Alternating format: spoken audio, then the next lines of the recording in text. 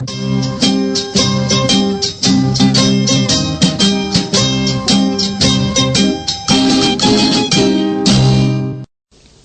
ఆత్మీయ వారధి టోరీ శ్రోతలకు సృజనస్వరం కార్యక్రమానికి ఆహ్వానం. వారం వారం సృజనాత్మక రచయితలు తమ సృజనను తమ స్వరంలోనే వినిపించే విశిష్టమైన సాహిత్య కార్యక్రమం ఈ సృజనస్వరం. ఈరోజు తమ సృజనస్వరాన్ని వినిపిస్తున్నారు ప్రఖ్యాత విమర్శకులు, పండితులు లక్ష్మణ చక్రవర్తి గారు. నమస్కారం అండి లక్ష్మణ చక్రవర్తి గారు. నమస్కారం సార్. మనము మీ సాహిత్య విమర్శ ప్రపంచంలోకి అడుగుపెట్టే కన్నా ముందు మీ కుటుంబ నేపథ్యము, మీ బాల్యము, బాల్యానుభవాలు, ఏ రకంగా మీ అనుభవాలు మిమ్మల్ని ఈ సృజనాత్మక ప్రపంచం వైపు నెట్టాయి వివరిస్తారా? నిజానికి నేను సాహిత్య విద్యార్థిగానో లేకపోతే సాహిత్యంలోకి రావలసిన వాడిని కాదు. ఒక దేవాలయంలో ఒక అర్చకుడిగానో ప్రధాన అర్చకుడిగానో ఉండవలసినటువంటి వాతావరణంలోనే నేను పెరిగాను. ఆ వాతావరణానికి సంబంధించిన విద్యనే నేను నేర్చుకున్నాను. నేను 1976 మెదక్ జిల్లాలో గుమ్మడిగల అనే గ్రామంలో మా పెద్దమ్మ వాళ్ళ ఇంట్లో పుట్టాను.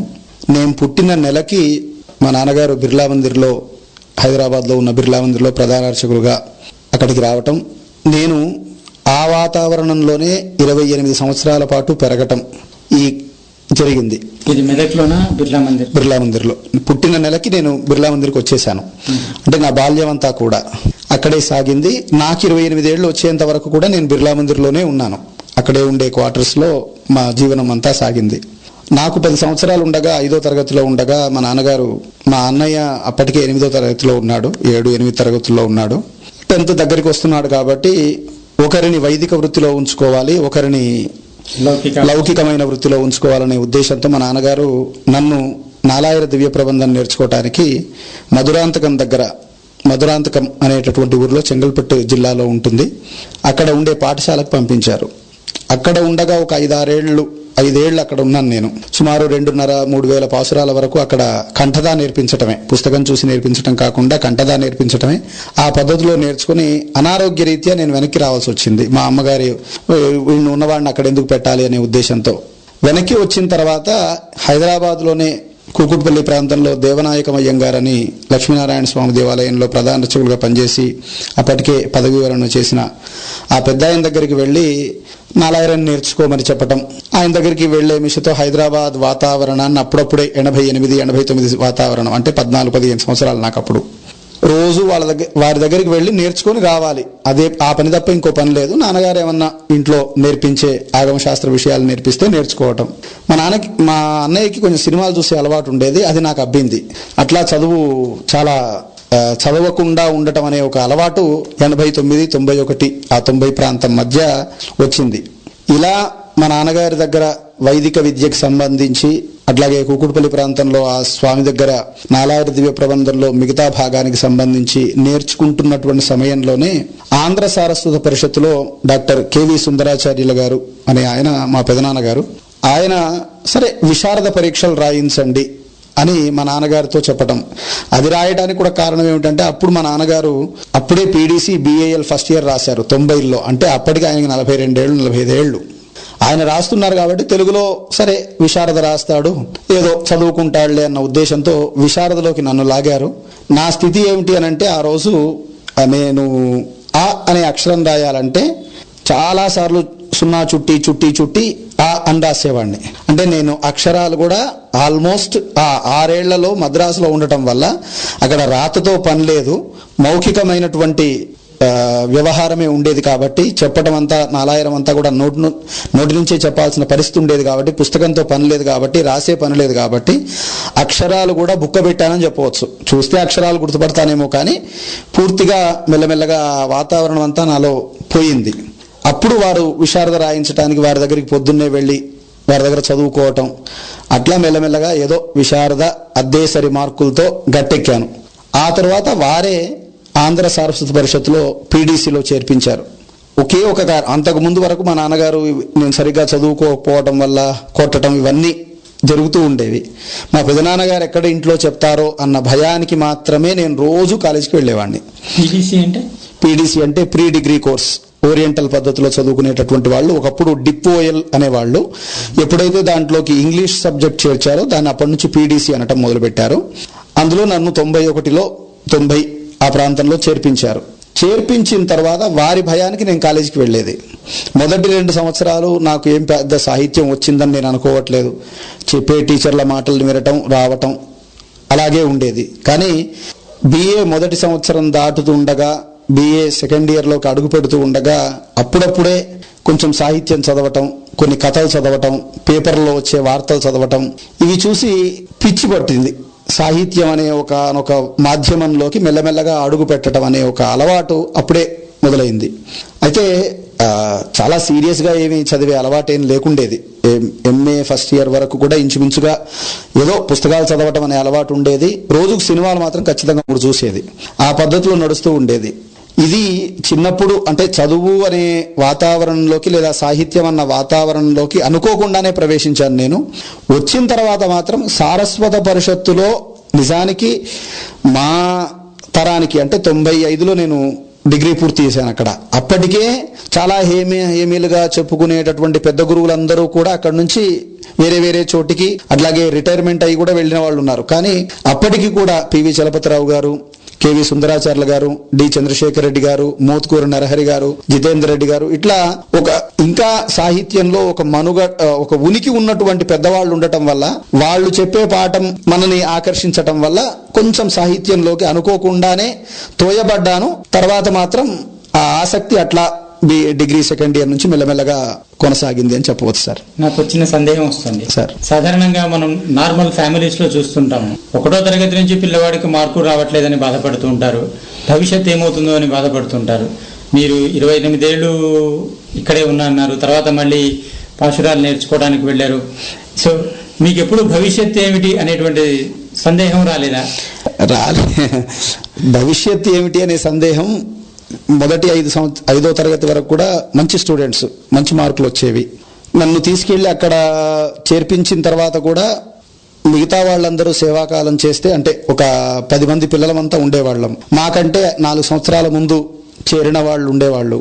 దేవాలయంలో స్వామివారి పల్లకీ సేవ జరుగుతూ ఉన్నప్పుడు మేము విద్యార్థులమందరం కూడా ముందు వైపు నాలాయర దివ్య ప్రబంధ పారాయణం చేస్తూ వెళ్తున్నటువంటి సందర్భంలో సీనియర్లుగా ఉన్న వాళ్ళని కొంచెం ముందు నిలబెట్టి తర్వాత రెండో ఇదిలో మమ్మల్ని నిలబెట్టడం అనేది సాధారణంగా జరుగుతూ ఉండేది. బాగా చేస్తున్నానని 1-2 సార్లు గురువు గారు ముందు వరుసలో నిలబెట్టడం, ఇవన్నీ వాతావరణంలో భయమేం లేదు. 2 కారణాలు దానికి. ఒకటి, మనకి ఏం రాకపోయినా గుడిలో గంట కొట్టుకొని హాయిగా బతికేస్తాం అనే ఒక రకమైనటువంటి ఆలోచన. నేను ఎట్లా బతుకుతాను, నేను ఏ ఉద్యోగాలు చేస్తాను అనే భయం నా జీవితంలో నాకు ఎప్పుడూ కలగలేదు. దానికి ప్రధానమైన కారణం, నేను ఇంటర్మీడియట్ స్థాయిలో ఉన్నప్పుడే మా అన్నయ్య గారిని ఇంటి నుంచి, మా అన్నయ్య దేవాలయంలో పనిచేయటం మొదలుపెట్టాడు. నీవు చదువుకోవాలి అనుకుంటే పౌరోహిత్యం చేసుకుని చదువుకో అనే వాతావరణం మా నాన్నగారు మాకు ఇంటర్మీడియట్ అంటే నాకు 18 ఏళ్ళు వచ్చేటప్పటికే ఏర్పాటు చేశారు. నా ఆలోచన ఎట్లుండేదంటే, రేపు సినిమా చూడాలంటే ఇవాళ వ్రతం చేయిస్తే 50 రూపాయలు వస్తాయి, ఈ వారం అంతా సినిమాలు చూడొచ్చు, ఈ పద్ధతిలో నడిచేది. అంటే ఎలా బతుకుతామన్న భయం మాత్రం రాలేదు. పౌరోహిత్యం చేసుకున్నా బతుకుతాం, దేవాలయంలో పనిచేస్తూ అన్నా బతుకుతాం అన్న ఆలోచనే ఉండింది తప్ప అసలు నేను సాహిత్యంలోకి వస్తాననుకుంటే కదా ఈ భయాలన్నీ. అంటే ఇక్కడ సందర్భం కాకపోయినా ఒక సందేహం అడుగుతాను, మీ అభిప్రాయం చెప్పండి. ఇప్పుడు మీరు చెప్తున్నది వింటుంటే నాకు కూడా ఒక అభిప్రాయం ఉండేది. అంటే పూర్వకాలంలో వృత్తి విద్యలు ఉండటం వల్ల సమాజంలో వ్యక్తికి భవిష్యత్తు గురించినటువంటి భయం ఉండేది కాదేమో. ఇప్పుడు మనము ఓపెన్, దీనివల్ల మనలో ఇటువంటి ఒక అభద్రతా భావాలు కానీ లేకపోతే న్యూనతా భావాలు కానీ వస్తున్నాయేమో, మీరేమంటారు?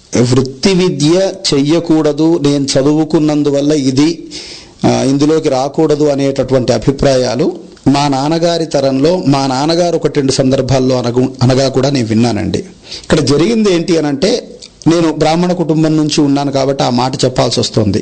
పై తరంలో ఉన్నవాళ్ళు చిన్న దేవాలయంలో పనిచేస్తూ వాళ్లకు ఆ దేవాలయానికి సంబంధించిన మాన్యాలు ఏమన్నా ఉంటే అవి పండితే ఏదో ఆహారం దొరికేది. అందువల్ల మన తాతగారి తరంలో ఉన్న వాళ్ళందరూ కూడా ఏం చేశారు అంటే, వీళ్ళకి ఏదో ఒక ఇంగ్లీష్ విద్య లాంటిది కొంచెం చదివిస్తే ఏ టీచర్ ఉద్యోగమో, ఏ చిన్న ఉద్యోగమో, గుమాస్తా ఉద్యోగమో వస్తే నెలకింత జీతం అయితే వస్తుంది కదా, మనలాగా కష్టపడడు కదా అన్న అభిప్రాయంతో వీళ్లకు చదువులు చెప్పి ఏదో ఇంటర్మీడియట్ వరకు 10th క్లాస్ వరకు ఏదో రకమైనటువంటి స్థితిలో వాళ్ళని ఇతర లౌకిక విద్యలోకి తీసుకువచ్చి లౌకిక విద్యలోకి నెట్టారు. మళ్ళీ మా తరం దగ్గరికి వచ్చేసరికి ఆ మధ్యలో ఉన్న ఈ 2 తరాల గ్యాప్ ఉంది.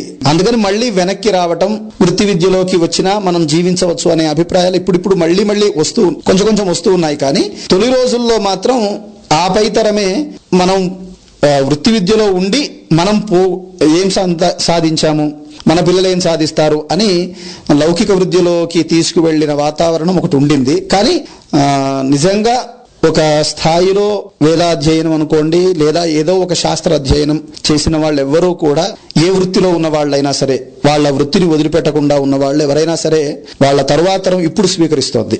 ఒకప్పుడు ఆ వాతావరణం లేదు, కానీ ఇప్పుడు మెల్లగా స్వీకరిస్తోంది. వృత్తి విద్య మనకి భౌతికంగా మనం బతకగలం అన్న ఒక ధైర్యం మాత్రం ఖచ్చితంగా ఇస్తుంది, అందులో ఏం సందేహం లేదు.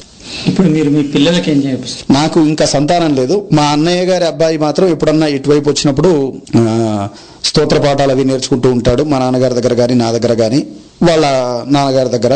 అట్లాగే ఇవాళ రేపు మాధ్యమాలు చాలా వచ్చాయి కాబట్టి ఒకరు చెప్పి వినటం అనే కాకుండా ఆ ప్రాంతంలో ఒక శని ఆదివారాలు, బొంబాయిలో ఉంటాడు అతను, శని ఆదివారాలు స్తోత్ర పాఠాలకు సంబంధించిన క్లాస్ రోజు వారమంతా జరుగుతుంది. ఇక్కడ అల్వాల ప్రాంతంలో కూడా దేవాలయంలో దేశికన్ అని ఒక ఆయన స్తోత్ర పాఠాలు నేర్పిస్తూ ఉంటారు. అట్లా మళ్ళీ కొత్త తరంలో మాత్రం ఏదో ఒక స్తోత్రం నేర్చుకోవాలి, ఈ అలవాటు అనేది మెల్లమెల్లగా వస్తూ ఉంది. అయితే వృత్తిగా స్వీకరించేటటువంటి వాళ్ళు చాలా తగ్గుతున్నారు. ఆహారం కోసం ఏదో ఒక జీవితం స్టార్ట్ చేయాలి కాబట్టి అన్న వాళ్లే వస్తున్నారు తప్ప శాస్త్రం చదువుకోవాలి అన్న తరం తగ్గుతోంది. అది మాత్రం ఈ వృత్తిలో కనిపిస్తోంది. ఇప్పుడు మళ్ళీ మనం ఈ సాహిత్య ప్రపంచంలో అడుగు పెడదాం సార్. సో ఎలాగా మీరు ఇప్పుడు డిగ్రీ చదువుతున్నారు, డిగ్రీలో మీకు సాహిత్యం పట్ల ఆసక్తి కలిగింది, తర్వాత ఎలాగ మీరు ఈ విమర్శ ప్రపంచంలో అడుగు పెట్టారు? ఎంఏ స్థాయిలో ఉండగా వెంకటేశ్వర్లు అనే ఒక మిత్రుడు ఉండేవాడు. అతను నిజానికి ఇంజనీరింగ్ బ్యాక్గ్రౌండ్ నుంచి వచ్చిన స్టూడెంట్. తెలుగు మీద పిచ్చితో అప్పటికే 5-6 వేల రూపాయలు ఉన్న ఉద్యోగాన్ని వదిలిపెట్టి ఎంఏ తెలుగులో చేరాడు. పొద్దున్న నుంచి సాయంత్రం దాకా లైబ్రరీలో కూర్చొని ఏదేదో చదివేవాడు. అతను ఎవరో వేరే వృత్తిలో నుంచి, వేరే విద్యలో నుంచి వచ్చిన వాడే ఇంత చదువుతూ ఉంటే మనం తెలుగు చదువుకోకపోతే ఎట్లా అని అలా సాహిత్యంలో విపరీతంగా చదవటం అనే అలవాటుకి ప్రేరణ అతను. ఆ తరువాత రోజు 3 గంటలు 3 సినిమాలు చూస్తున్నాం అంటే అంతసేపు మనం సినిమా కోసం కూర్చోగలుగుతున్నాం కదా, సో పుస్తకం పట్టుకుంటే ఎంతసేపు కూర్చుంటాం అని నా మీద నేనే ఒక ప్రయోగం చేసుకుని ఒక 4-5 గంటలు ఒక నవల ఇట్లాంటివి చదవటం అనేది మెల్లమెల్లగా మొదలు పెట్టాను. ఆ ఆసక్తి నాకు ఎంఫిల్ చేస్తున్నప్పుడు విపరీతంగా పెరిగింది. దానికి ప్రధానమైన కారణం ఏంటి అంటే మా నాన్నగారు, నేను పరమయోగి విలాసం విశిష్టాద్వైత తత్వం అనే అంశం మీద ఎంఫిల్ చేయడానికి కారణం ఏంటి అంటే, ముఖానికి శ్రీచూర్ణం పెట్టుకొని తిరుగుతున్నావు కదా, అసలు వైష్ణవం అంటే ఏమిటి అని నిన్ను ఎవరన్నా అడిగితే ఏం చెప్తావురా అని మా నాన్నగారు ఒక ఎంఏ అయిపోయిన తర్వాత నేను ఒక ఎంఫిల్ టాపిక్ ఏదైనా చేద్దాం అనుకుంటున్న సందర్భంలో ఆయన అడిగిన మాట ప్రధానమైన కారణం. నిజమే కదా, మనం 4 దివ్య ప్రబంధం చెప్పుకున్నాం. అప్పటిదాకా ఇది ఎందుకు నేర్చుకున్నాను, నన్ను ఏదో మా నాన్నగారు ఇలా చేశారు అనుకునేవాడిని. కానీ అప్పుడు చదువుకున్నది ఈ పరమయోగి విలాసం చదివేటప్పుడు ఆళ్వారుల కథలిని తాళ్లపాక చిన్నన్న ఎలా రాశాడు, వాళ్ళ తత్వం ఏమిటి అని అధ్యయనం చేస్తున్నప్పుడు నిజంగా ఒక రకమైనటువంటి ఆసక్తి, సంప్రదాయ సాహిత్యంలో వైష్ణవ సాహిత్యం పట్ల ఒక ఆసక్తి ఏర్పడింది. ఇది ఒక కారణం. అయితే ఎంఫిల్లో నేను ముదిగొండ వీరభద్రయ్య గారు, కె రంగనాథాచార్యుల గారు, జీవి సుబ్రహ్మణ్యం గారు, ఉస్మానియా యూనివర్సిటీలో నేను మంచి టీచర్స్ ఉన్నారు, దాంట్లో ఏం సందేహం లేదు. ఎల్లూరు శివారెడ్డి గారు లాంటి వాళ్ళు, తర్వాత గోపి గారు, తర్వాత సుమతి నరేంద్ర గారు, కసిరెడ్డి వెంకటరెడ్డి గారు, వాళ్ళ పాఠాలు విన్నాను, బాగుండేవి. కానీ నేను ఇక్కడి నుంచి ఎంఫిల్ కి వెళ్ళిన తర్వాత ఇలాంటి విమర్శకుల పాఠాలు వినటం వల్ల, అంటే విమర్శ పాఠం చెప్పేటటువంటి వ్యక్తే విమర్శకుడైతే ఎలా ఉంటుంది అన్న ఒక రకమైన అనుభవం నాకు వాళ్ళ పాఠంలో నుంచి వచ్చిందనమాట. అది ఎలా ఉంటుంది అని అంటే, పాఠం చెప్తూ ఉన్నప్పుడు వాళ్ళకి కొత్త స్ఫురణ కలుగుతుందండి. నిన్నటిదాకా పాఠం అదే చెప్పుండవచ్చు కాక వాళ్ళు, నిన్న కూడా అదే పాఠం చెప్పుండవచ్చు కాక వాళ్ళు, కానీ ఇవాళ పాఠం చెప్తున్నప్పుడు ఈ విషయాన్ని ఇట్లా కూడా సమన్వయం చేయొచ్చు కదా, ఇలా కూడా ఆలోచించవచ్చు కదా అన్న ఆలోచన వాళ్ళకి రాగానే మా మీద నెట్టేసేవాళ్ళు, విద్యార్థులుగా చెప్పేసేవాళ్ళు. ఓహో, పాఠం చెప్తున్నప్పుడు ఇలాంటి స్ఫురణలు రావటం అనేది మనం ఆ పని చేస్తే కదా. మామూలు మాటల్లో చెప్తాను, కండవల్లి లక్ష్మీరంజనం గారు సాహిత్య చరిత్ర రాశారు. ఆయన సాహిత్య చరిత్ర పాఠం చెప్తే చాలా విషయాలు తెలుస్తాయి. నిడువోలు వెంకటరావు గారు రాశారు, ఆయన సాహిత్య చరిత్ర పాఠం చెప్తే చాలా విషయాలు తెలుస్తాయి. అంటే చరిత్ర చదువుకొని పాఠం చెప్పడం వేరు, చరిత్రని రచిస్తూ పాఠం చెప్పడం వేరు. ఆ అనుభవం ఇలాంటి వాళ్ళ పాఠాల్లో నాకు దొరికిందనమాట. అది ఒక కారణం. రెండవది, ఎంఫిల్లో నేను ఇంకో మిత్రురాలు ఇంకో ఇద్దరు, ఓ 12 మందిలో యూనివర్సిటీ అంటే హైదరాబాద్ విశ్వవిద్యాలయంలో చదువుకున్న వాళ్ళం కాని వాళ్ళం ముగ్గురమే అనమాట. మిగతా అంతా హైదరాబాద్ విశ్వవిద్యాలయంలోనే MA చదువుకున్న పిల్లలు.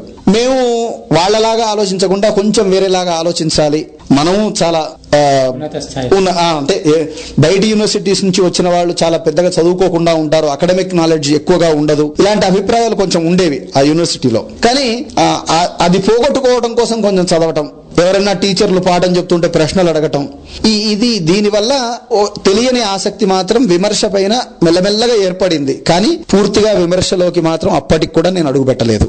మీ ఎంఫిల్ థీసిస్ గురించి కొంచెం చెప్తారు, ఎందుకంటే నాకు ఇది అడగాలనుంది.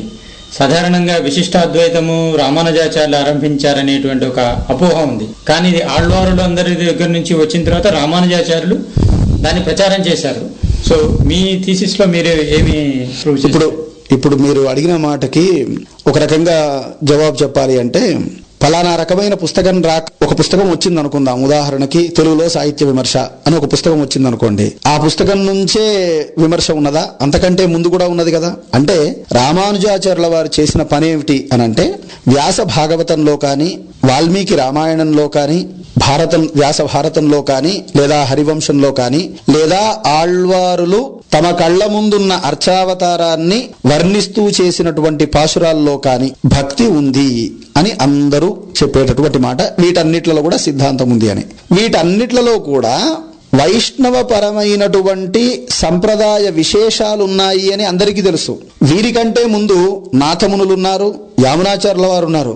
వాళ్ళందరికీ కూడా ఇందులో ఉన్న సంప్రదాయ విశేషాలని నలుగురికి చెప్పే ప్రయత్నం చేశారు. కానీ వాటన్నిటికీ ఒక సైద్ధాంతికమైనటువంటి రూపాన్ని కల్పించటమని రామానుజుల వారు చేశారు. ఇక్కడ అర్థం చేసుకోవాల్సింది ఏమిటి అంటే, మిగతా సంప్రదాయాలకి అంటే అద్వైత ఇతర సంప్రదాయాలకు కావచ్చు లేదా విశిష్టాద్వైతానికి కావచ్చు, ఏ సంప్రదాయానికైనా 2 పార్శ్వాలు ఉంటాయి.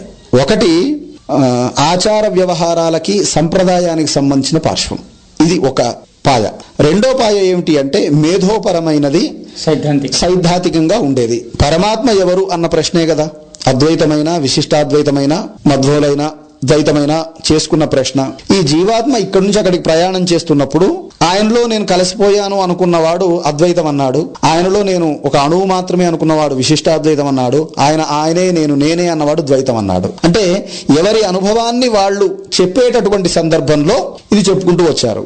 ఎవరికైనా ప్రస్థానత్రయమే, బ్రహ్మసూత్రాలు, భగవద్గీత, ఉపనిషత్తులు, వీటి ఆధారంగానే కదా ఎవరైనా వ్యాఖ్యానించింది. కాబట్టి నాస్తికము పుట్టినా ఆస్తికము పుట్టినా ఈ గ్రంథాల్లోనే ఉంది, ఈ గ్రంథాల్లోని వ్యాఖ్యానించేటటువంటి స్వభావంలోనే ఉంది. కాబట్టి రామానుజుల వారి కంటే ముందున్నటువంటి సంప్రదాయమంతా ఆచార వ్యవహారాలుగాను భక్తిగాను చూశాము. రామానుజుల వారి తరువాత సైద్ధాంతికంగా కూడా దాన్ని అర్థం చేసుకున్నాము. ఇది ప్రధానమైనటువంటి తేడా అని నేను భావిస్తానండి. మరి మీ థీసిస్ దేని గురించి? మీ థీసిస్ పరమయోగులు అనేటటువంటి మాట ఒక ఆళ్వారులకు మాత్రమే వాడేటటువంటి సందర్భంగా ఉంటుంది. అది తాళ్లపాక చిన్నన్న 12 ఆళ్వార్లతో పాటు రామానుజులు, నాథమునులు, యామునాచార్యుల వారు, వాళ్ళ వరకు రామానుజాచార్యుల వరకు ఉండేటటువంటి ఆచార్యుల వరకు ఒక కథని తీసుకొని ద్విపద పద్ధతిలో ఆళ్వారుల చరిత్ర చెప్పాలి అన్న ఒక సంకల్పంతో రాయబడిన కావ్యం. తెలుగులో మొట్టమొదటగా వచ్చినటువంటి ఆళ్వారుల చరిత్ర సంపూర్ణంగా వచ్చినటువంటి రచన తాళ్లపాక చిన్నన్న పరమయోగి విలాసం.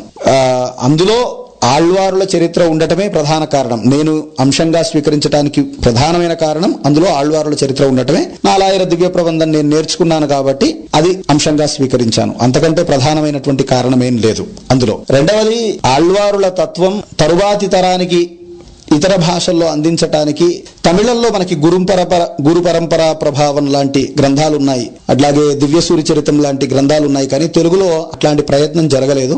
అలాంటి ప్రయత్నం పద్య రూపంలో తొలిసారిగా చేయటం వల్ల నేను విశిష్టాద్వైతానికి దగ్గరగా ఉన్న ఏదైనా అంశాన్ని తీసుకోవాలన్న కోరిక వల్ల పరమయోగి విలాసాన్ని నేను ఎన్నుకున్నానండి. మనం ఇక్కడ ఒక చిన్న విరామం తీసుకుని ఈ విరామం తర్వాత ఈ మీ విమర్శ ప్రపంచంలో మీ ప్రయాణం గురించి మనం చర్చిద్దాం. తప్పకుండా సార్. గరుడ బజార్, గరుడ వేగ వారి కొత్త ప్రోడక్ట్ శుభకార్యాలకు కానుకలు పంపాలన్నా, శుభకార్యాలకు విచ్చేసిన అతిథులకు రిటర్న్ గిఫ్ట్స్ పంపాలన్నా ఇప్పుడు ఇబ్బంది ఏం లేదు. దానికోసం ఎక్కడెక్కడికో తిరగాల్సిన అవసరం లేదు. మన ఇంటి దగ్గరే కూర్చొని జస్ట్ ఒక చిన్న మౌస్ క్లిక్ తో వాటిని మనం పంపించేయవచ్చు.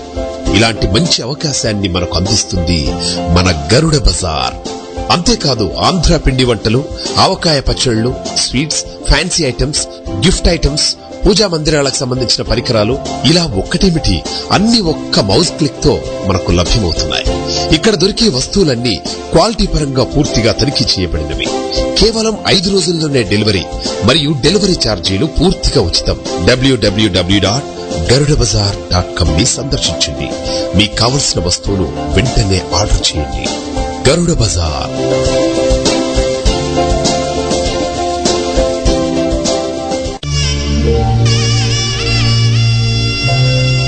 వివిధ పుణ్యక్షేత్రాల విశేషాలు, వివరాలు, మన సంస్కృతి సాంప్రదాయాల్లోని అంతరార్థం, వివిధ దేవతల్ని అర్చించే విధానం, ఇలా ఎన్నెన్నో ఆధ్యాత్మిక విశేషాల సమాహారం తెలుగు వన్ భక్తి పేజీ.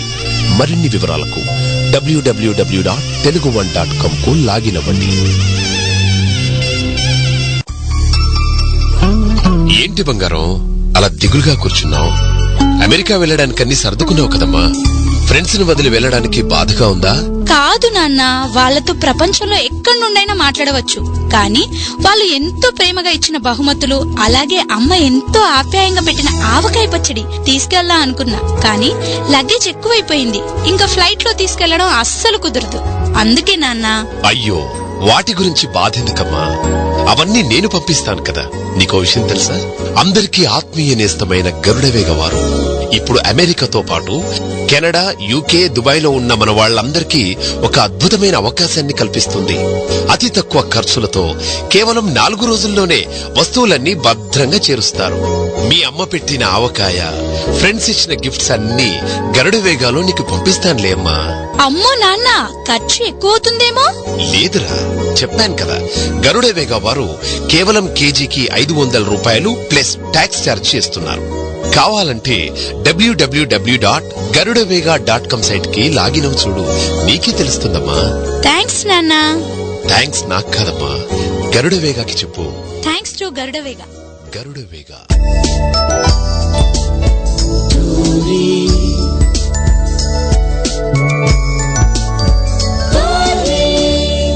తెలుగువారి ఆత్మీయ వారధి. తెలుగువారి ఆత్మీయ వారధి టోరీ శ్రోతలకు సృజన స్వరం కార్యక్రమానికి పునరాహ్వానం. ఈ రోజు తమ సృజన స్వరాన్ని వినిపిస్తున్నారు ప్రఖ్యాత విమర్శకులు లక్ష్మణ్ చక్రవర్తి గారు. లక్ష్మణ్ చక్రవర్తి గారు, మనము మీ ఎంఫిల్ థీసిస్ గురించి చర్చించిన తర్వాత మీరు అసలు సాహిత్యం ఎలా అవతరించారు అనేటువంటి విషయాన్ని మనం ఇప్పుడు చర్చించాల్సి ఉంటుంది. సాహిత్యంలోకి రావటానికి ఎంత యాదృచ్ఛికంగా నేను వచ్చానో, సారస్వత పరిషత్ విద్యార్థిగా సాహిత్య విమర్శలోకి కూడా నేను అంతే యాదృచ్ఛికంగా వచ్చాను. ఆంధ్ర విద్యాలయ కళాశాల ఏవీ కాలేజ్ అనే కాలేజీలో పీజీ పిల్లలకి పాఠాలు చెప్పాల్సిన అవసరం ఏర్పడి అక్కడి నుంచి ఎక్కువ చదవటం మొదలుపెట్టాను. ఎక్కువ చదవటం అంటే సృజనాత్మకమైన రచనల్ని నేను చదివానా లేదా నేను చెప్పలేను, కానీ ఎక్కువ చదివానా లేదా చెప్పలేను, కానీ సృజనాత్మక రచయితల మీద, రచనల మీద వచ్చిన విమర్శ వ్యాసాలు చదివితే ఒక అవగాహన ఏర్పరచుకొని పాఠం చెప్పాల్సిన అవసరం పెరగటంతో మెల్లమెల్లగా సాహిత్య విమర్శ వ్యాసాలని చదవటం అలవాటు చేసుకున్నాను. అట్లా ఏవీ కాలేజీ నన్ను ఆ రంగంలోకి లాగటానికి దోహదం చేసింది. మొదటి 2 ఏళ్లు వ్యాకరణం చెప్పాను, తర్వాత ఛందస్సు చెప్పాను.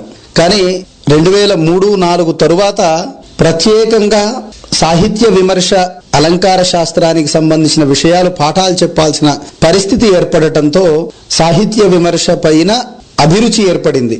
అప్పటికి ఎస్వి రామారావు గారి పుస్తకం, ఆచార్య కోవెల సంపత్ కుమారాచార్య గారి పుస్తకం, జీవి సుబ్రహ్మణ్యం గారి పుస్తకం, ఆ తర్వాత వడలి మందేశ్వరరావు గారి అనుశీలన, ఇలాంటి కొన్ని విమర్శ సంబంధించిన పుస్తకాలు తప్ప సాహిత్య విమర్శని, తెలుగు సాహిత్య విమర్శని సైద్ధాంతిక కోణంలో పరిచయం చేసేటటువంటి మంచి పుస్తకాలు లేవన్న కొరత మనసులో ఉండేది. అందుకని నేనేం చేసేది అనంటే, ఎవరైనా ఒక విమర్శకుడితోనో లేకపోతే అప్పటికే ప్రసిద్ధుడైనటువంటి ఒకనొక వ్యక్తితో ఒక గెస్ట్ లెక్చర్ లాంటిది 2 గంటలు ఏదన్నా అంశం మీద మాట్లాడించి నాకున్న సందేహాలన్నీ అక్కడ తీర్చుకునేది. అలా సాహిత్య విమర్శకు సంబంధించిన వ్యాసాలు చదవటం, అట్లాగే కొంతమందితో ఉపన్యాసాలు పెట్టించుకునే ఒక సందర్భంలో ఆధునిక సాహిత్య విమర్శ రీతులు అనే ఒక అంశాన్ని తీసుకొని ఒక 16 రకాలైనటువంటి విమర్శల్ని గ్రంథ పరిష్కరణ దగ్గర నుంచి దళితవాద విమర్శ వరకు ఒక 16 అంశాలను ఎన్నుకొని ఆ అంశాల మీద ఎవరు మాట్లాడితే సరిగ్గా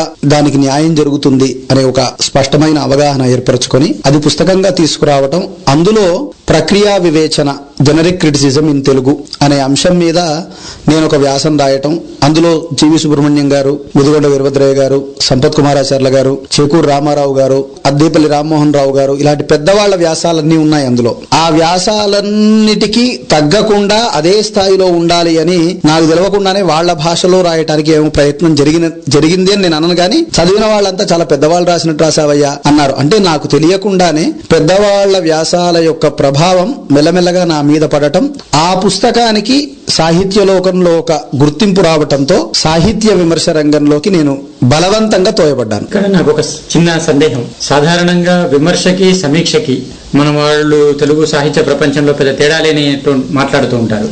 విమర్శ ఏమిటి, సమీక్ష ఏమిటి? పైగా మరొక ఇదేమిటంటే తెలుగు సాహిత్య ప్రపంచంలో విమర్శకులే లేరు అనేటువంటి మాట కూడా వినిపిస్తుంది. మరి మీరు ఆధునిక సాహిత్య ప్రపంచంలో విమర్శకుల గురించి వ్యాసాలు రాశారు, దీన్ని ఎలా సమర్థిస్తారు? ఇక్కడ సమీక్షకి విమర్శకి ప్రధానమైనటువంటి తేడా ఈ 10-20 సంవత్సరాల కాలం నుంచి మాత్రమే మనం చూస్తున్నాం. అంతకుముందు విమర్శ వ్యాసము సమీక్ష వ్యాసంలో ప్రధానమైనటువంటి తేడా ఏమిటి అనంటే, సమీక్షలో వివరణ ప్రధానంగా ఉండేది, విమర్శలో విశ్లేషణ ప్రధానంగా ఉండేది. తిట్టటం కాదు, గుణదోష విచారణ రెండిట్లోనూ సమానమే.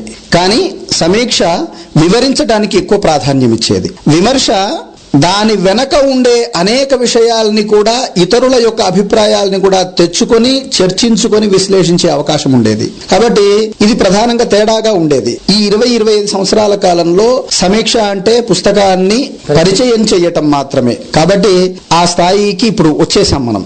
నిజానికి చేరాతలు విమర్శన సమీక్షణ అని మనం ఒక ప్రశ్న వేసుకుంటే, నిజానికి ఒక ఖండికని పరిచయం చేసే పని చేశాడు ఆయన. కానీ ఆ పరిచయం చేసేటటువంటి పనిలో తనకు తెలిసిన కొన్ని సిద్ధాంతాలని, తనకు తెలిసినటువంటి కొన్ని శైలీ శాస్త్ర విషయాలని, తనకు తెలిసినటువంటి ఆలంకారిక మార్క్సిస్టు ఏదైనా సరే దాన్ని అన్వయించటంతో దానికి విమర్శ స్థాయి వచ్చింది. సమీక్షలో ఇతర సిద్ధాంతాల యొక్క అన్వయం చాలా తక్కువగా ఉంటుంది. ఆ పుస్తకంలో ఏమున్నది అని వివరించటము, దాన్ని సమర్థించటమో సమర్థించకపోవటమో, లేదా దాన్ని ఇంకా స్పష్టంగా చెప్తే బాగుంటుంది అని చెప్పే పరిస్థితి మాత్రమే ఉండేది. అయితే అంతకంటే కొంచెం ముందుకు వెళ్తే సమీక్షలు కూడా చాలా అయితే సమీక్షలో ఎక్కువ భాగం పొగిడిన వాళ్ళకంటే అందులో తప్పులున్నవి చెప్పిన వాళ్లే ఎక్కువ. ఈవెన్ ఆర్ఎస్ సుదర్శనం గారి 100 సమీక్షలు కూడా చూడండి, అందులో ఉన్న విషయాన్నంతా చెప్తూ ఇందులో లోపాలు చెప్పడానికి ఎక్కువ ప్రయత్నించారు. అది మాత్రమే విమర్శ అనుకున్నారు. కానీ సమీక్షలో వివరణకు ఎక్కువ ప్రాధాన్యం ఉంటుంది, విమర్శలో విశ్లేషణకు ఎక్కువ ప్రాధాన్యం ఉంటుంది. అది నేను ప్రధానంగా గుర్తించినటువంటి తేడా విమర్శ సమీక్ష విషయం వచ్చినప్పుడు. తర్వాత తెలుగు సాహిత్యంలో విమర్శకులే లేరు అని, విమర్శకులు ఎవరూ లేకపోతే మనకి ప్రాచీన సాహిత్యం నిజంగా అర్థమయ్యేదా? ఉదాహరణకి విశ్వనాథ సత్యనారాయణ నన్నయ్య గారి ప్రసన్న కథా కళితార్థ యుక్తి అనే పుస్తకం రాస్తూ మొత్తం భారతీయ అలంకార శాస్త్రానికి కథాకథనం అన్న ఒక కాన్సెప్ట్ ని నన్నయ్య గారే ఇచ్చారు అని చెప్పకపోతే మన సాహిత్య విలువే ఉండేది. ఆయనే స్పష్టంగా చెప్పుకున్నాడు, నేను పోతే నాతో పాటు పోయేవాళ్లు తెనాలి రామకృష్ణుడు, పెద్దన, ప్రాచీన కవులందరూ అని చెప్పి. అట్లాగే చేకూరు రామారావు ప్రయత్నం చేయకపోతే ఆధునిక కవులు చాలా మంది చచ్చిపోయేవాళ్లు. వాళ్ళ కవిత్వం ద్వారా మనకు చాలా మంది అర్థం కావటం మొదలుపెట్టారు. కాబట్టి విమర్శకులు లేరు అననేటటువంటి మాటకి నాకంటే ముందున్న పెద్ద విమర్శకులందరూ చెప్పిన జవాబు ఏమిటి అంటే, వాళ్ళ పుస్తకాల మీద ఎక్కువ రాలేదు కాబట్టి విమర్శ లేదనేయటం ఒక అలవాటు అని ఒక అలవాటు అని పెద్దవాళ్ళందరూ కూడా, నాకంటే ముందున్న పెద్దవాళ్ళందరూ కూడా, ఈవెన్ చేకూరు రామారావు గారు, జీవి సుబ్రహ్మణ్యం గారు, ఇలాంటి చర్చలు వచ్చినప్పుడు రాచపాలెం చంద్రశేఖర్ రెడ్డి గారు, ఇలాంటి వాళ్ళందరూ కూడా విమర్శ లేదు అన్నప్పుడల్లా తీవ్రంగానే స్పందించారు. ఆ స్పందనలో మనం ఏమీ కొరతపడాల్సిన పని లేదు. అయితే ఇక్కడ విమర్శ సృజన ఉన్నంత ఉండే అవకాశం లేదు. ఎందుకు అనంటే, సృజనాత్మక వ్యాపారంలో హృదయ స్థానం నుంచి అతనికి కలిగిన ఆలోచనల్ని హాయిగా స్పష్టంగా చెప్పుకునే అవకాశం అతనికి ఉంది. కానీ విమర్శకుడు అతని హృదయంలో ఆ ఆలోచన కలగటానికి ఉన్న ఆలోచన ఏమిటి అన్న నిర్ణయానికి వచ్చి మాత్రమే వీడు మాట్లాడాలి. అలాంటి సందర్భంలో మీకేం జరుగుతుంది అనంటే, దాని గురించి విశ్లేషించడానికి ఒక చిన్న ఖండిక అయినా సరే ఇతను వారం తీసుకోవచ్చు, నెల రోజులు తీసుకోవచ్చు. కానీ ఒక కవి అంత లోపల 10 కవితలు రాసేయవచ్చు అతనికి వచ్చిన చిన్న ఊహని అనేక రకాల కోణాల్లో నుంచి. కాబట్టి విమర్శ సృజన ఎంత ఉంటుందో అంత ఎప్పుడూ ఉండదు ఒకటి. రెండవది, కాలానుగుణంగా మనకి తెలుగు సాహిత్య విమర్శలో వచ్చిన ఒక ప్రధానమైనటువంటి సమస్య ఏమిటి అని అంటే, పాపులర్గా కొంతమంది మీద వ్యాసాలు వస్తే, ఒక రచయిత మీద ఎక్కువ విమర్శ రచనలు వస్తే, ఆ రచనను చదివినప్పుడు తనకి ఇంకొక ఆలోచన వచ్చి ఇతను అదే రచయిత మీద ఇంకో రచన చేయటం మొదలు పెడతాడు. కానీ ఇతని గురించి రాశాడు కదా, మనం ఇంకో రచయితను చూసి రాద్దాం అని అనుకోడు. అంటే ఇక్కడ విమర్శ ఆ రచయిత మీద మరో విమర్శ రచన చేయటానికి ప్రేరణ కలిగిస్తోంది. అలా చూసుకున్నప్పుడు మీకు ఏమవుతుంది, ప్రసిద్ధమైనటువంటి రచయితల మీదనే మీకు ఎక్కువ సాహిత్య విమర్శ వచ్చినట్టుగా కనిపిస్తుంది. లేకపోతే 10 మంది ప్రసిద్ధమైన రచయితలు అవుతున్నారు. అంటే విమర్శకుల వల్ల ఇక్కడ ఈ అపవాదు ఇటీవలి కాలంది. మళ్ళీ మీకు ప్రాచీన సాహిత్యం గురించి మాట్లాడినప్పుడు ఈ మాటలన్నీ మనం అనలేదు కదా. నేను సాహిత్య విమర్శ రాయటం వల్ల అలసాని పెద్దవాడు కాలేదు, నన్నయ్య పెద్దవాడు కాలేదు, విశ్వరాయ సత్యనారాయణ ముట్టుకోవడం వల్ల వీళ్ళ ప్రాచీన కవులందరూ చాలా ఉన్నతమైన స్థితికి రాలేదు కదా. ఈ మాటలన్నీ ఈ 30 ఏళ్ల కాలం నుంచి మనం మాట్లాడుకోవాల్సింది. అంటే అందులో కూడా ఉదాహరణకి అఖిరాజు ఉమాకాంతం నేటి కాలపు కవిత్వంలో ఆయన చాలా స్పష్టంగా నండూరి సుబ్బారావు గారి ఎన్కి పాటలు తప్ప మిగతా ఏది గొప్ప భావ కవిత్వం కాదు అని స్పష్టంగా చెప్పారు. వాళ్ళ కాదు, ఆయన మంచి సంస్కృత పండితుడు, దేశీయమైనటువంటి విద్యా విధానాన్ని ఇష్టపడేటటువంటి విమర్శకుడు. ఆయనే చాలా స్పష్టంగా చెప్పాడు. కానీ ఆయన విమర్శల్ని ఇవాళటి దాకా గుర్తించని వాళ్ళం చాలా మంది ఉన్నాం. కాబట్టి విమర్శకుల వల్ల రచన ఉన్నత స్థితికి వెళ్ళింది అనే ఇది ఆధునికమైన ఈ 40-50 సంవత్సరాల కాలంలోనే మనం అర్థం చేసుకోవాలి తప్ప అంతకంటే ముందున్న సాహిత్యాన్ని మనం ఆ రూపంలో చూడాల్సిన ఇది లేదు. రెండవది ఏమిటి అనంటే, తెలుగు సాహిత్య విమర్శలో వస్తు శిల్ప భూమికలతో 2 పాయలు ఎప్పుడైతే వచ్చాయో,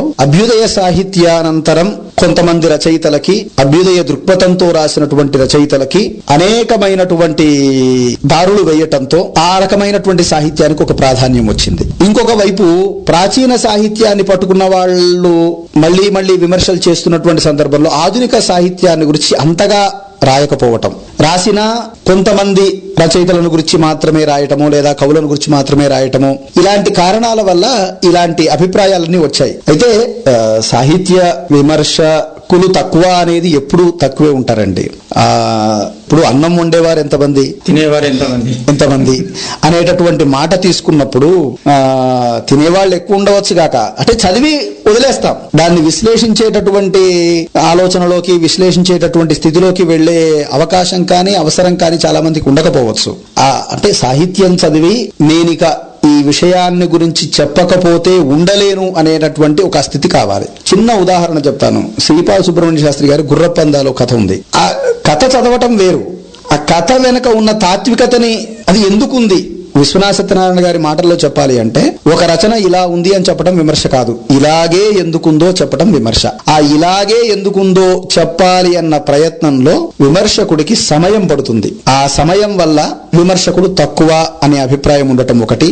రెండవది, మా తరం దగ్గరికి వచ్చేసరికి, నాకు ఇప్పుడు 41 సంవత్సరాలు, మా తరం దగ్గరికి వచ్చేసరికి నేను వచన కవిత్వం చాలా తక్కువ చదువుతాను, కథలు నవలలు చదువుతున్నాను, నాటకం అసలు చాలా తక్కువలో తక్కువ. ఇంకా అంటే మా పైతరం విమర్శకులు అటు నాటకము చూసేవాళ్ళు, చదివేవాళ్ళు, నవలా చదివేవాళ్ళు, దాని గురించి మాట్లాడేవాళ్ళు. అంటే సాహిత్యంలో ఉన్న అన్ని ప్రక్రియల్ని వాళ్ళు సమపాళ్లలో అధ్యయనం చేసేవాళ్ళు, దాన్ని విశ్లేషించేవాళ్ళు. కాలానుగుణంగా కథా విమర్శకులు వేరు, నవలా విమర్శకులు వేరు, కవిత్వ విమర్శకులు వేరు, ప్రాచీన సాహిత్య విమర్శకులు వేరు, ఇలా కేటగిరీస్ అయిపోతూ ఉన్నాం. ఈ స్థితిలో ఏమిటి అని అంటే, ఆధునిక సాహిత్యం గురించి ఎక్కువ విమర్శ రానప్పుడు విమర్శకులు లేరు అనే అభిప్రాయం ఎక్కువ వస్తూ ఉంటుంది. దానికి కారణం అన్ని రచనలని గురించి అందరూ రాయలేరు కదా, స్పందన. అయితే నాకు ఇక్కడ మరొక సందేహం వస్తుంది. ఇప్పుడు సాహిత్యంలో పలు రకాల విభిన్నమైన ధోరణులు వచ్చాయి. ఇది దళిత సాహిత్యం అని, స్త్రీవాద సాహిత్యం అని, లేకపోతే మైనారిటీ వాదం అని రకరకాలుగా వచ్చాయి. సో దీని లోపల ఒక విమర్శకుడు, ఒక బ్రాహ్మణుడు అయ్యుండి మీరు ఒక దళిత సాహిత్యాన్ని విమర్శించడానికి ఏమన్నా సెన్సిటివ్ ఫీల్ అవుతారా? ఇటువంటి పరిస్థితిలో దాన్ని విమర్శించకుండా పక్కన పెట్టడమో లేకపోతే పొగట్టమో మంచిది అనుకో, ఒక విమర్శకుడిగా మీరు ఎలా రియాక్ట్ అవుతారు? ప్రస్తుతం ఉన్న పరిస్థితులకి అన్వయించి చెప్పండి. ఇప్పుడు అభ్యుదయ సాహిత్యం కావచ్చు, విప్లవ సాహిత్యం కావచ్చు, స్త్రీవాదం, దళితవాదం, మైనారిటీవాదం, ప్రాంతీయవాదం ఏదైనా కావచ్చు, సాహిత్యంలో మీరు అతడు ఏం చెప్పాడు అని వస్తు విశ్లేషణ దృష్టితో మాట్లాడినప్పుడు మీకు అందులో అంగీకరించే అంశాలు, అంగీకరించని అంశాలు రెండూ ఉంటాయి. కాబట్టి ఏం చెప్పాడు అన్నదానికి ఎవరైనా చెప్తారు, ఎలా చెప్పాడు అన్నదానికి మీరు ప్రాధాన్యం ఇస్తే ఈ సాహిత్యం కాదు ఏ సాహిత్యాన్నైనా మీరు ఆస్వాదించవచ్చు.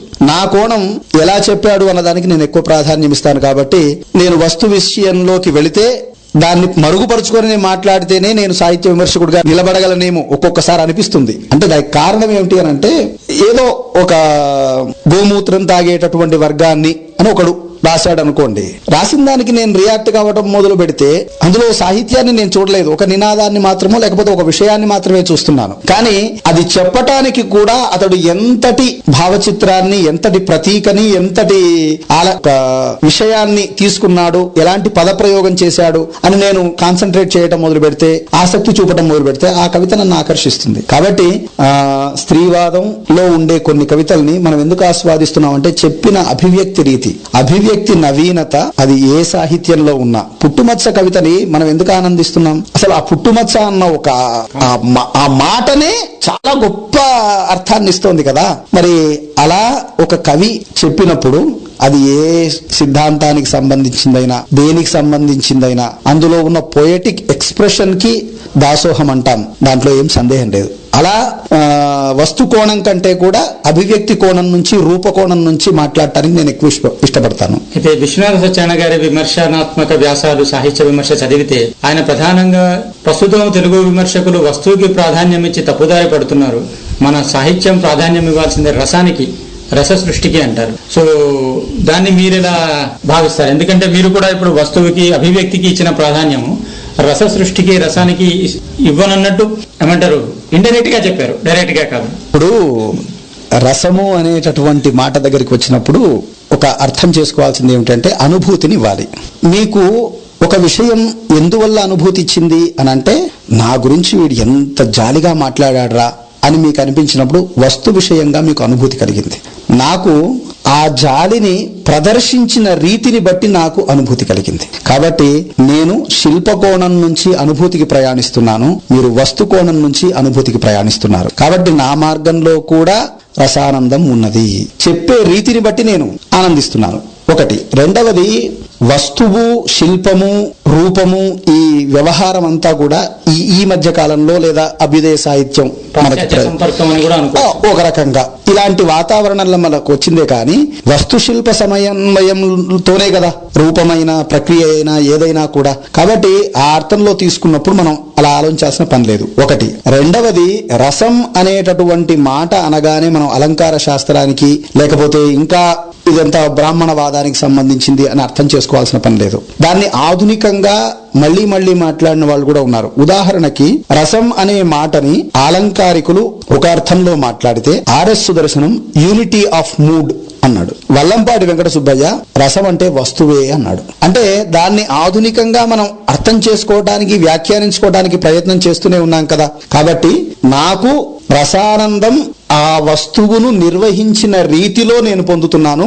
ఒకడు వస్తువుని చెప్పిన రీతిలో లేదా వస్తువు తనకు తగిలిన రీతిలో పొందుతున్నాడు. ఇది నేను ప్రధానంగా చూసే తేడా. అయితే ఇప్పుడు వస్తువే రసం అనటం వల్ల కొన్ని వస్తువులు సాహిత్యంలో అంటరాని వస్తువులే బహిష్కృతం అవుతాయి కదా. ఉదాహరణకి భీభత్సరసం, భయానక కథలు కానీ, డిటెక్టివ్ సాహిత్యం కానీ, లేకపోతే సస్పెన్స్ సాహిత్యం కానీ వస్తు ప్రాధాన్యం ఇచ్చినప్పుడు ఇవన్నీ మనకి సాహిత్య బహిష్కృతమయ్యి ఒక రకంగా సాహిత్య ప్రపంచ విస్తృతి తగ్గిపోతున్నట్టు అనిపిస్తుంది కదా. ఇప్పుడు 9 రసాలని చెప్పారంటే వాటికి ప్రాధాన్యం ఉన్నట్టే లెక్క. ఒకటి ఉన్నది. కానీ మనం ఇక్కడ అర్థం చేసుకోవాల్సింది ఏమిటి అంటే, కరుణ రసానికి, శృంగార రసానికి, వీర రసానికి, అద్భుత రసానికి, శాంతరసానికి మాత్రమే ప్రకృతి రసాలు లేదా ప్రధాన రసాలు అనే యోగ్యత ఇచ్చి, బీభత్సము, రౌద్రము, హాస్యము, భయానికి వీటి 4టికి ఇవ్వలేదు. ఉదాహరణకి మీరు భయరసం అనేది ఉందనుకోండి, ఎలా భయపడ్డావు, ఇంకోసారి నాకు భయపడి చూపించు అని మళ్ళీ కోరుకుంటారా మీరు ఆ రసాన్ని? బీభత్సాన్ని మళ్ళీ అనుభవించడానికి కోరుకుంటారా?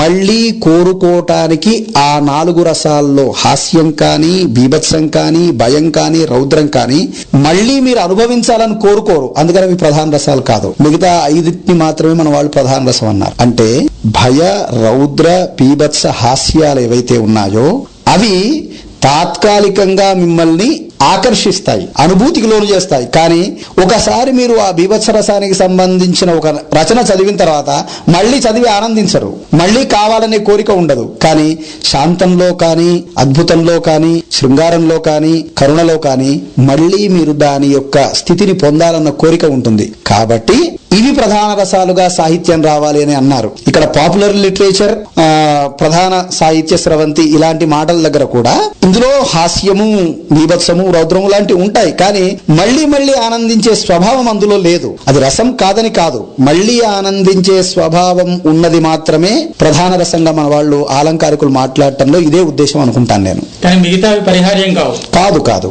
తెలుగు సాహిత్యంలో అవన్నీ ఒక పద్ధతి ప్రకారం పక్కకి నెట్టడం వల్ల సాహిత్యం నష్టపోయిందని విమర్శకులుగా మీకు అనిపించదా? ఇప్పుడు రచయితకి కోపం లేకపోతే వాడేం రాస్తాడండి, శోకం లేకపోతే ఏం రాస్తాడండి, జుగుప్స కలగకపోతే ఈ సమాజం చూసి జుగుప్స కలిగింది అతనికి, ఆ జుగుప్స నుంచి అతను కవిత్వం వెలుబుచ్చాడు అనుకోండి. కాదా, దిగంబర కవిత్వం ఉంది, బీభత్స రస ప్రధానంగా రాశారు.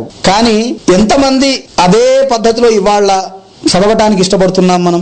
కాబట్టి అవి పక్కకు జరపటం అని కాదు, దాని ప్రయోజనం ఒక ఆవేశానికి ఒక మీరు ఆవేశపడ్డారండి, ఎంతసేపు, పావు గంట, గంట, ఆ తర్వాత మీరు మరో స్థితిలోకి రావాల్సిందే. కానీ మీరు శాంతంలో ఉన్నారనుకోండి, మీరు ఎంతసేపైనా ఉండవచ్చు. శృంగారంలో ఉన్నా మీరు అందులో ఉండేటటువంటి విషయ సంబంధమైనటువంటి విధిలో మళ్ళీ దాన్ని ఆస్వాదించే స్థితి ఉంటుంది, వీటిలో ఉండదు. అందువల్ల దాన్ని తీసి పడేయటమని కాదు, దాని ప్రయోజనం అక్కడి వరకే. తాత్కాలికంగా శరీరానికి టీ ఒక ఉత్తేజాన్ని ఇచ్చినట్టుగా అదొక ఉత్తేజాన్ని ఇచ్చి వెళ్ళిపోతుంది, అంతవరకే అర్థం చేసుకోవాలి తప్ప తీసి పాడేయదగ్గింది అని కాదు. అదొక పార్శ్వం. అయితే మీరు విమర్శ తెలుసు కానీ అధి విమర్శ ఏమిటి?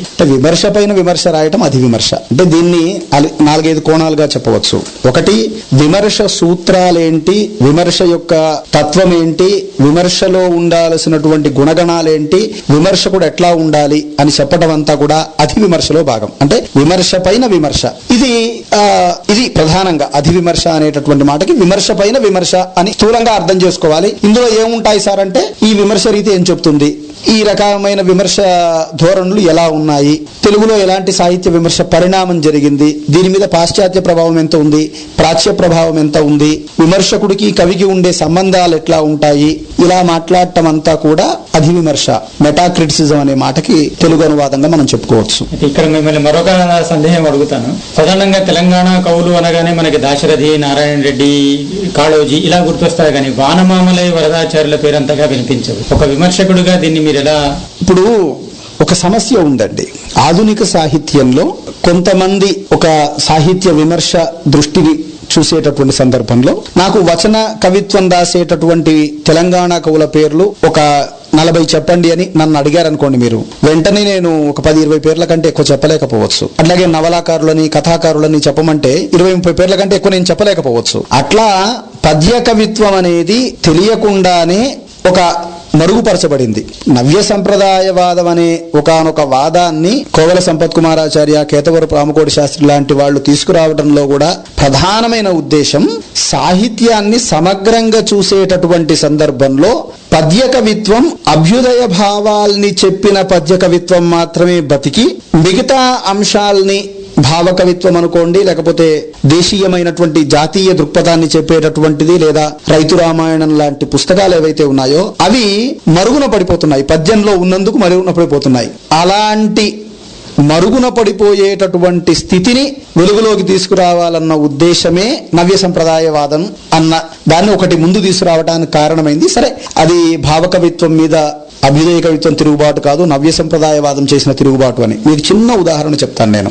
నారాయణ రెడ్డి గారు, సి నారాయణ రెడ్డి గారు తెలుగు కవితా లయాత్మకత అనే పుస్తకంలో వచన కవిత్వం అనే దుడ్డు కర్రలతో పద్యాల నడుములు విరగదంతాను అన్నదానికి పట్టాభి చెప్పినటువంటి మాటకి ఆయన ఇచ్చిన అర్థం ఏమిటి తెలుసా అండి? అందరూ పద్య కవిత్వం రాశారు, పద్య కవిత్వం గురించి మాట్లాడుతున్నారు, ఆయన పద్యాల్ని తంతానన్నాడు అన్నాడు. అని ఆయన నారాయణ రెడ్డి గారు చెప్పిన మాట ఏమిటా, అందరూ మాత్రాగణాలతో ఉండే గేయ పద్యాలు రాస్తా ఉన్నారు, వచనంలోకి దిగండ్రా బాబు అని భావకవుల్ని దృష్టిలో పెట్టుకొని గేయం మీద చేసిన దాడి అది, పద్యం మీద చేసిన దాడి కాదు.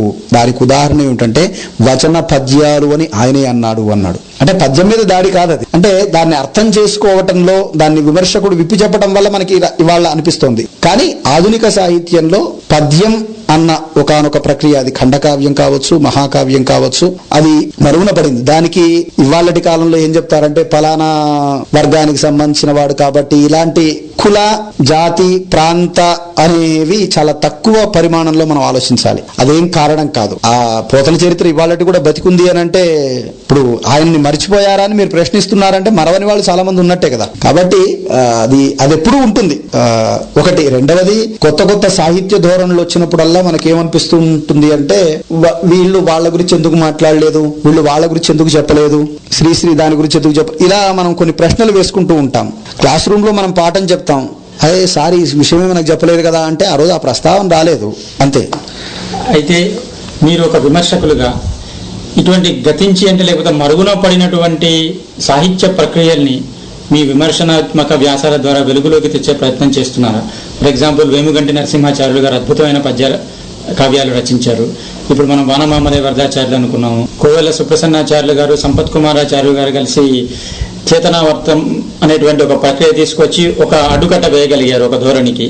సో ఇలాంటి ప్రక్రియల్ని మీరు మీ విమర్శనాత్మక వ్యాసాల ద్వారా ఆధునిక సాహిత్య ప్రపంచానికి కానీ విద్యార్థులకు కానీ పరిచయం చేసి వారికి ఆసక్తి కలిగించే ప్రయత్నం ఏమైనా చేస్తున్నారా?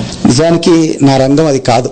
నిజం చెప్పాలంటే నేను సృజనాత్మక సాహిత్యం మీద చాలా తక్కువ రాస్తాను, విమర్శన సాహిత్యం మీద ఎక్కువ రాస్తాను. అంటే అందువల్ల అలాంటి ప్రయత్నం 100లో 10% జరిగితే ఎక్కువ.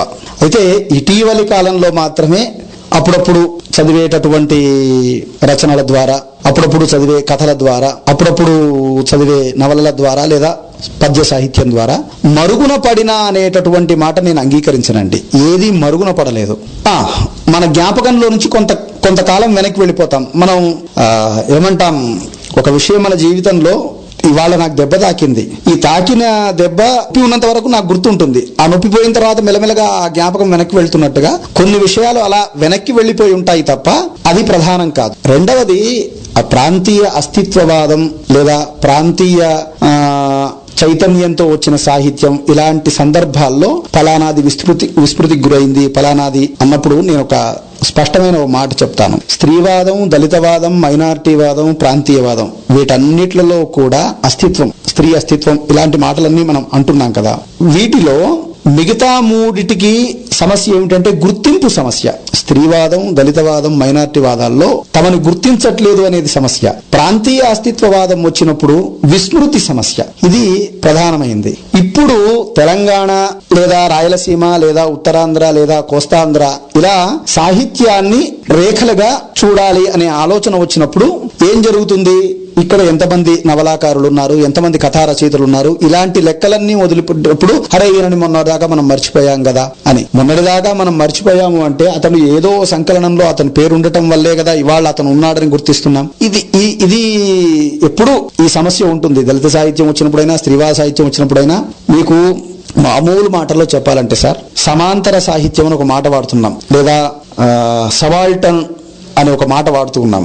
ఆమ్నాయము అంటే వేదాలు, ప్రత్యామ్నాయ సాహిత్యం అంటే కదా ఇతిహాస పురాణాలు అట్లా వచ్చాయి. ఇతిహాస పురాణాలు వచ్చిన తర్వాత మళ్లీ ప్రత్యామ్నాయంగా కావ్యాలు వచ్చాయి. దానికి ప్రత్యామ్నాయంగా పద్య ప్రబంధ కవిత్వం వచ్చింది. దానికి ప్రత్యామ్నాయంగా కీర్తన సాహిత్యం వచ్చింది.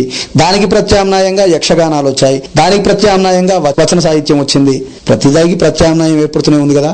అంటే సాహిత్య లోకంలో ఇవాళ కాదు, నన్నయ్య కంటే ముందు నుంచి ఇవాళటి దాకా ఒక ముద్దలో నుంచి మనకు కావలసిన దాన్ని తీసి బయటికి చెప్పడం అనే ఒకనొక వాతావరణం సబాల్టన్ స్టడీలో నిరంతరం జరుగుతూనే ఉంది.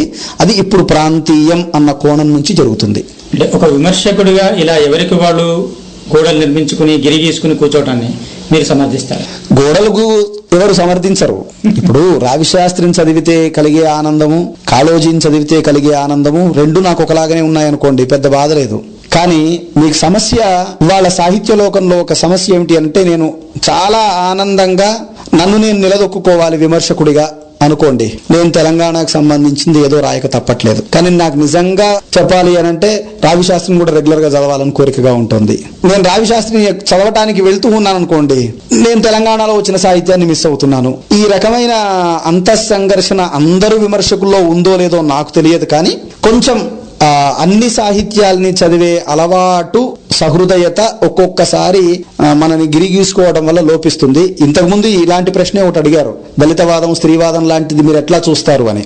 మీకు ఇష్టమైతే మీరు చదువుతారు, మీరు ఇష్టమైన దాని మీద మీరు రాస్తారు. మీరు ఫలానా దాన్ని ఎందుకు రాయలేదు అని మిమ్మల్ని ఎవరైనా ప్రశ్నించారనుకోండి, అది నాకు సంబంధించినటువంటి విషయం. నాకు ఒక సాహిత్యాన్ని చదవాలనిపించింది, నాకు రాయాలనిపించింది, నేను రాశాను. అంతవరకే నేను జవాబు చెప్తాను తప్ప ఇంకో రకమైన చెప్పను. ప్రధానంగా ఇన్ని మాటలకి ఒకే ఒక మాటగా నేను చెప్పదలుచుకుంది ఏమిటంటే సార్, నా అదృష్టమో దురదృష్టమో నేను ఎక్కువగా సృజనాత్మకమైన రచనల మీద రాయకపోవటమే నన్ను ఈ విషయాల్లోకి లాగలేదనుకుంటాను నేను. లక్ష్మణ్ చక్రవర్తి గారు, మీ సృజన స్వరం రికార్డింగ్ చేయడం నాకు చాలా ఆనందంగా ఉంది. In fact I'm enjoying it. ఎందుకంటే సాధారణంగా ఇన్ని ప్రశ్నలు నేను ఎప్పుడూ అడగను సృజన స్వరంలో. సాధారణంగా నేను 1 నిమిషం 2 నిమిషాల కన్నా ఎక్కువ మాట్లాడను. కానీ మీతో మాట్లాడుతుంటే ఇది almost like a sparring between both of us. కాబట్టి మనము మీ సృజన స్వరాన్ని ఇది ఒక చిన్న విరామం లాగా భావించి మరొక కార్యక్రమం మీ సృజన స్వరం రికార్డ్ చేద్దాం.